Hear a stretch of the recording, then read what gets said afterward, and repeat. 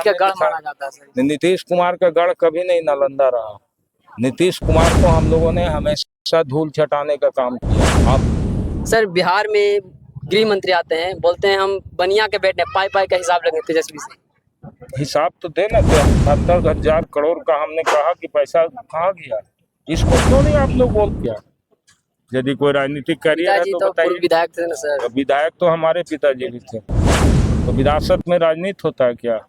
विरासत में दादाजी तो भी थे। दादाजी भी थे। सबको हमारे पिताजी हराया है। आपको पता होना चाहिए, रामशरण बाबू को भी किसवल्ला बाबू ने हराया था, और राजीव रंजन जी को भी किसवल्ला बाबू हराए थे। अब भी उनका बेटा लड़ रहा हमसे, तो अब दो जनरेशन को तो हरा चुके हैं, तीसरा जनरेशन आप सर समझ। सर क्योंकि पार्टी ने आपको दोबारा मौका दिया जनता को सेवा करने के लिए। मैंने तो मंच से अपने राष्ट्रीय अध्यक्ष जी को धन्यवाद दिया और अपने नेता तेजस्वी यादव जी को धन्यवाद दिया कि दोबारा पुनः हमको उन्होंने मौका दिया इस्लामपुर से चुनाव लड़ने के लिए। 5 वर्ष हमने 20 वर्ष का जो एनडीए का यहाँ लोग थे उनसे लड़ करके हम लोगों ने यहाँ चुनाव जीतने का काम किया था। और मुख्यमंत्री की धरती पर लोग कहते थे कि सूर्य जिस तरह से पूरब में उगना निश्चित है, उसी तरह से नालंदा में एनडीए को छोड़ के किसी दूसरा को कोई चुनाव नहीं जीत सकता। लेकिन हमने तो इस बात को साबित कर दिया कि जनता के सहयोग के बल पर हम चुनाव जीत गए, और जीत करके नीतीश का हमने गढ़ दिखा। माना जाता है सर। नीतीश कुमार का गढ़ कभी नहीं नालंदा रहा। नीतीश कुमार को हम लोगों ने हमेशा धूल छटाने का काम किया। आप नए लोग हैं, आपको पता नहीं है। 1990 में यही नालंदा जिला था जहां एक भी आदमी नीतीश कुमार जी के प्रतिनिधि चुनाव नहीं जीते थे। सारे लोग हमारे चुनाव जीते थे। ये तो यहाँ के लोगों ने, कुछ लोगों ने भ्रांतियां पैदा करके नीतीश कुमार को कह दिया कि नालंदा नीतीश कुमार का है।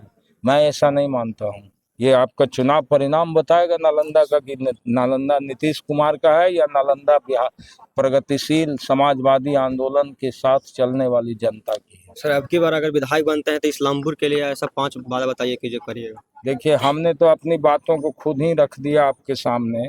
हमने पिछले चुनाव में भी कहा था कि हमारी सरकार बनेगी तो मैं सबसे पहले इस्लामपुर का अनुमंडल बनाऊंगा, ये बात हमने कहा था। दूसरी बात हमारा है कि इस्लामपुर और एकंगरसराय दोनों जगह डिग्री कॉलेज खुले, महिलाओं के लिए डिग्री कॉलेज खुले, एक ITI कॉलेज खुले, हमारे यहाँ इंडस्ट्री हब का निर्माण हो। हमारे यहाँ इंडस्ट्री के लिए ज़मीन भी है। हमने उद्योग मंत्री को प्रस्ताव भी दिया था, और वो सारा प्रस्ताव को हमारा रद्दी की टोकरी में डाल दिया गया, इसलिए कि हम विपक्ष के विधायक थे। विपक्ष तो बोल रहे हैं सर कि जो तेजस्वी जी वादा कर रहे हैं कि हर घर पर एक नौकरी देने का, ये कहीं ना कहीं संभव नहीं है। जो पढ़े लिखे नहीं, 10वां पास नहीं, उसको कैसे नौकरी दे पाएंगे? देखिए, हर चीज का जो विपक्ष के लोग बोलते हैं उसको आप नैरेटिव क्यों सेट करते हैं? हम लोग किस आधार पर इस बात को बोल रहे हैं आगे ये समझिए। कोई भी प्रतियोगिता परीक्षा होगा तो उसकी अहर्ताएं तय होती है। कौन विद्यार्थी किस परीक्षा में बैठ सकता है? अब 10वां पास जो विद्यार्थी है वो 10वां उत्तीर्ण का जो परीक्षा होगा उसी में ना बैठेगा। उसको तो हम MA पास नहीं करा देंगे। तो 10वां पास के लायक का जो विद्यार्थी है वो 10वां पास का नौकरी उसको हम देंगे। सवाल वो नहीं है। सवाल ये है हमारा कि ये जो एनडीए के लोग कह दिए कि हर घर को नौकरी कैसे मिलेगा, तो हम लोग जब कहे थे कि 10 लाख को नौकरी देंगे तो ये लोग मजाक उड़ाता था। और आज आपको बता रहे हैं, इकोनॉमिक सर्वे ऑफ इंडिया का रिपोर्ट से हम लोगों ने सारी चीज़ों को अध्ययन किया है, और अध्ययन करने के बाद तेजस्वी यादव बोलता है। तेजस्वी यादव के साथ अब ये भरम आप लोग छोड़ दीजिए कि तेजस्वी यादव के साथ अशिक्षित और अनपढ़ का फौज है। हमारे लोग भी शिक्षित हैं, और बिहार का विकास का विजन है हमारे पास, और सारे तरह के लोग हम लोग हैं, और सब लोग मिल के कोई कार्य योजना बनाते हैं जो बिहार के हित की बात है। पर तो दंडी जो है सर, आप बोल रहे हैं कि उनको इस्लामपुर का भूगोल पता है, ना इस्लामपुर का इतिहास पता है, और वो बोल रहे हैं कि मैं इतना पढ़े लिखे हूँ कि मैंने ऐसा इस्लामपुर में कोई पढ़े लिखे नहीं। देखिए भाई साहब, अब मेरी डिग्री क्या है तो आप जानते होंगे। ये बात तो अपने से नहीं बोलना चाहिए। मैं भी MA LLB पास हूँ। अब हमारी शिक्षा की बात करते हैं तो क्या हमसे ज़्यादा किस शिक्षा किनकी है भाई, तो अब आप ही लोग तय करिएगा। शिक्षित होना और इस्लामपुर की भौगोलिक बनावट जानना और राजनीतिक ज्ञान होना, इसमें काफ़ी फर्क है। ऐसा कोई लोकतंत्र में प्रावधान नहीं है कि शिक्षित व्यक्ति ही चुनाव लड़ सकता है। जो आदमी कम पढ़ा लिखा भी है, राजनीतिक सोच रखता है, जमीन पर काम करता है, लोगों के बीच रहता है, वो व्यक्ति निश्चित रूप से राजनीति कर सकता है। और जिनके बारे में आप कह रहे हैं उनका कोई राजनीतिक कैरियर है क्या? यदि कोई राजनीतिक कैरियर है तो पूर्व बताइए। विधायक थे ना सर। विधायक तो हमारे पिताजी भी थे जी। तो विरासत में राजनीति होता है क्या? विरासत में तो दादाजी भी थे। सबको हमारे पिताजी हराए हैं, आपको पता होना चाहिए। रामशरण बाबू को भी किसवल्लभ बाबू ने हराया था और राजीव रंजन जी को भी किसवल्लभ बाबू हराए थे।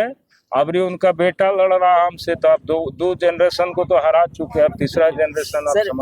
सर बिहार में गृह मंत्री आते हैं, बोलते हैं हम बनिया के बेटे पाई का हिसाब लेंगे तेजस्वी से। हिसाब तो देना, 73,000 करोड़ का हमने कहा कि पैसा कहाँ गया, इसको क्यों नहीं आप लोग बोलते हैं? आप लोग तो मीडिया के लोग सिर्फ बात करते हैं सरकार का। हमारे नेता ने कहा कि 73,000 करोड़ रुपया सरकार का लेखा जोखा नहीं मिल रहा है। वित्त मंत्री जवाब दें, सरकार जवाब दें, लोग के पास कोई शब्द नहीं है, एक शब्द भी नहीं बोला और आप फिर बात उसी बात की करते हैं। तो मैंने जो एनडीए का लोग बोलेगा वही नैरेटिव है क्या? क्या हिसाब लेंगे वो? किस चीज़ का हिसाब लेंगे? यही प्रधानमंत्री हैं जो बिहार में जब हम लोग अलग थे तो नीतीश जी के साथ थे, तो नीतीश कुमार का 28 घोटाला गिनाने का काम किया था। अब बोलिए तो हम वीडियो विजुअल हम उसको जारी करते हैं। आप प्रधानमंत्री जी से आप लोग सवाल कीजिए कि कहाँ गया वो घोटाला? खत्म हो गया? आपके साथ चला गया था, वॉशिंग मशीन में ढोला गया है, सब घोटाला खत्म हो गया और हम लोग घोटालेबाज हो गए। घोटाला में ही ना हो रहा है सर आखिरी सवाल हुआ कि सर तेज प्रताप यादव हर विधानसभा में कहीं ना कहीं प्रत्याशी उतार रहे हैं, इससे कितना घाटा होगा? देखिए, ये सब कोई पॉलिटिकल कमेंट का सवाल नहीं है। इस बिहार में 2 ध्रुव की लड़ाई है और 2 ध्रुव की ही लड़ाई रहेगी और बाकी बातें अभी मैं कुछ नहीं। दलित सीजीआई पे जूता फेंका जाता है, इसको किस नजर से देखते हैं? यही तो हिंदुस्तान का दुखद पहलू है कि यहाँ के सामंतियों को ये पेट में नहीं पचता है कि एक दलित का बेटा देश का सुप्रीम कोर्ट का चीफ जस्टिस ऑफ इंडिया हो गया, इसीलिए उस पर जूता फेंका जाता है। इस बात को तो आप लोग कभी नहीं बताए। इस बात को भी तो नैरेटिव सोच करना चाहिए, देना चाहिए था, लेकिन इसकी तो कोई बात हुआ ही नहीं। दलित का बेटा था तब ना उस पर जूता फेंक दिया। यदि वो रहता सामंती वर्ग के लोग रहते तो सामंती वर्ग के लोगों के खिलाफ हिम्मत था क्या? आईपीएस पूरन सिंह को भी हत्या, मतलब आईपीएस पूरन सिंह के हरियाणा का जो मामला चल रहा है सर, वो भी एक दलित आईपीएस थे। तो मेरे ही बात बोल रहे हैं, हम लोग तो बोल रहे हैं उसकी जांच होनी चाहिए। उसी की हत्या की जांच क्यों होना चाहिए? हत्यारा अनंत सिंह है, जिसको ही मिला करके ला करके आज टिकट दे रहे हैं। अनंत सिंह पर दर्ज कितना मुकदमा है? आज डिटर्जेंट पाउडर में धुला गए। इनके पास तो अपराधियों का लिस्ट है और ये सिर्फ बीजेपी के पास सिर्फ यही है कि जो उनके साथ चला गया, नीतीश बाबू के साथ चला गया, वो सब ठीक हो गया, अब बाकी सब चोर हो गया। आप बताइए, अभी सुप्रीम कोर्ट में जो ये सुप्रीम कोर्ट कर रहे हैं 30,000 कोर्ट में जो हमारे नेता पर चार्ज फ्रेम हुआ है, न्यायालय पर हम टिप्पणी नहीं करना चाहते, उसका जो लीगल प्रोसेस है हम लोग अपना रहे हैं।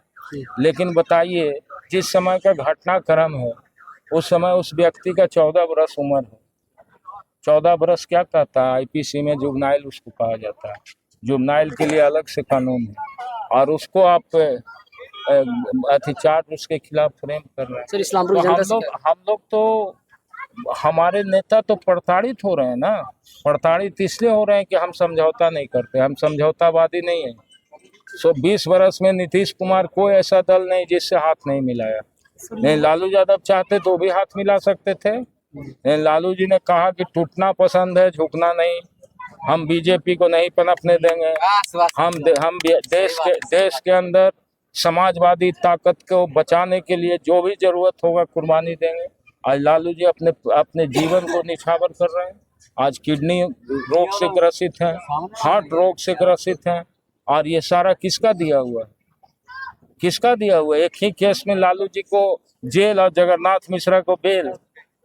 कहाँ आप लोग इस बात को बोलते हैं? कहाँ बोलते हैं? बोलना चाहिए ना इस सब बात को। तो यहाँ तो हम लोग माने मीडिया के लोग जो हैं लोकतंत्र के तीसरे स्तंभ माने जाते हैं, सॉरी चौथे स्तंभ माने जाते हैं। लेकिन हम जो हमारी समझदारी है कि मीडिया जो है अब पेड मीडिया के रूप में सरकार का काम करती है, इसीलिए आम जनता का विश्वास उठता है। और हम आप लोग तो आपका दायरा बहुत बड़ा नहीं है, लेकिन इतना जरूर कहेंगे कि अच्छी पत्रकारिता यही है कि जनता के सवालों को प्रमुखता से लीजिए। हम गलत बोल सकते हैं, हमारे प्रतिद्वंदी गलत बोल सकता है, लेकिन जो जनता बोलती है वो सही बात बोलती है। इस बात को आप हमेशा नोट करिएगा। आज ये क्यों नहीं सवाल उठाते? आज नीतीश कुमार ने टिकट दिया, कितना अल्पसंख्यकों को टिकट मिला बिहार में? और बिहार के अंदर जो वक्फ संशोधन बिल देश के अंदर लागू हुआ, हमारी संपत्ति पर हमला, माने हमारा ही संपत्ति। वक्फ का मतलब क्या है? खुदा के नाम से हम संपत्ति को बख्शिश कर दिए और उसका वो खोजते हैं कि राइट एंड टाइटल बताइए। अरे हमारी जमीन था ना, हम दिए हैं। तो इस पर तो कोई सवाल आज देश के अंदर नहीं खड़ा हो रहा।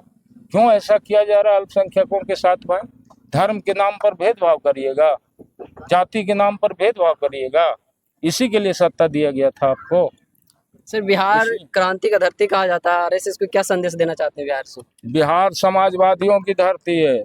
जयप्रकाश नारायण ने यहीं से संपूर्ण क्रांति का नारा दिया था और कहा था कि संपूर्ण क्रांति अब नारा है, भावी इतिहास हमारा है। और वो भावी इतिहास उन्होंने बताया था। यही बिहार है। जब कर्पूरी ठाकुर मुख्यमंत्री बने थे तो इन्हीं सामंतियों ने कहा था कि हाजमा का बेटा, ठाकुरबा का बेटा कर्पूरिया मुख्यमंत्री बन जीता है, आई मुख्यमंत्री बन के सरकार चला लेता है। क्या कर्पूरी ठाकुर में काबिलियत नहीं था भाई?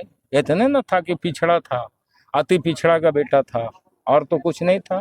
और उस समय भी फोड़ करके यही आरएसएस और बीजेपी के लोगों ने रामसुंदर दास को सामने लाया और रामसुंदर दास को सामने लाके कर्पूरी जी को हटाने का काम किया और गाली देने का काम किया। और उसी तरह से 1990 में जब लालू जी बने इस बिहार की धरती पर, तो यही लोग कहता था कि ललुआ गोवार बिहार चलता है, लाठी चलावे के है। क्यों ये सब था? जनता ने हमको चुना था ना। लोकतंत्र में जनता के प्रतिनिधि के रूप में लालू जी बिहार के मुख्यमंत्री बने थे ना। तो आप इस सवाल क्यों करते हैं? इसीलिए ना कहे थे जगदेव बाबू, वोट हमारा राज तुम्हारा। ये नहीं चलेगा। 100 में 90 शोषित है, 90 भाग हमारा है।